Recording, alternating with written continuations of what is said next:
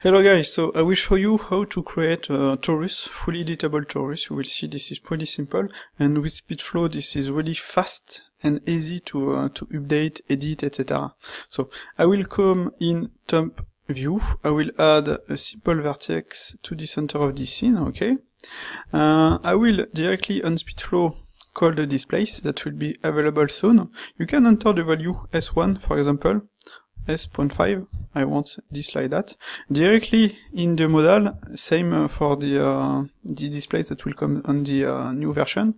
You can call this screw. You can enter the value of the steps, 24. You can choose the y-axis.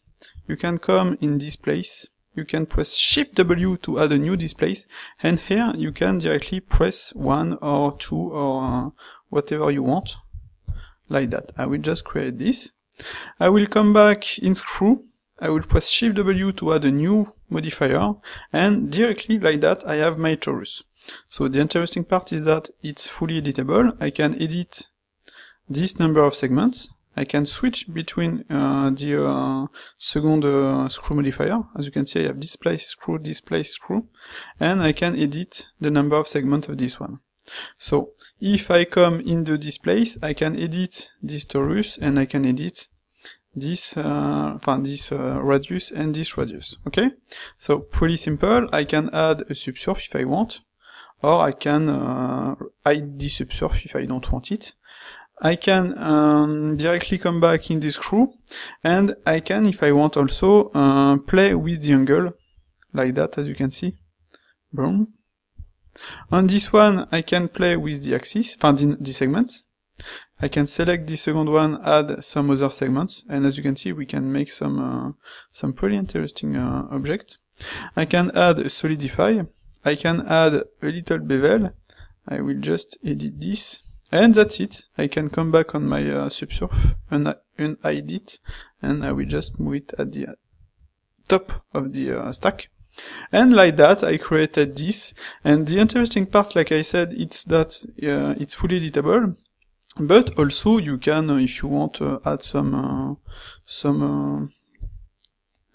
lattice, like that. You can move all of this, make a rotation, and if I remove this subsurf, for example, I can continue to edit my object, I can continue to edit it here, I can even play with the angle here, etc, etc. It's absolutely fully editable. You can do whatever you want. You can come in the displace, edit this one, select the second one, edit it again, etc, etc. If I remove this one, boom, I will have this result, so I can make Alt-R, or I can scale it like that, and this is still working. Fully editable. Pretty easy. You can press Alt-R, Alt-S. I can come on the screw. I can press on this one G and this. I will have this result. I will add some subdivisions. I can select the second G like this, and that's it. I can edit this. If I want that, I can in fact make something like that. I will show you. If I press G, I will make this, so 100, like that. Ah, I was on the wrong one. Okay, so G, to be sure to have something correct. I can select the second screw, and I can play with the offset this time. So as you can see, I will have this result. I have something really clean, really nice, and if I press F, I can play with the iteration. Segments, I can add some more segments on this one. I will reduce the segment on this one, and on the second one, I can play so with the offset, with the iteration, and still have something fully editable. I can go in solidify, I can go on the bevel.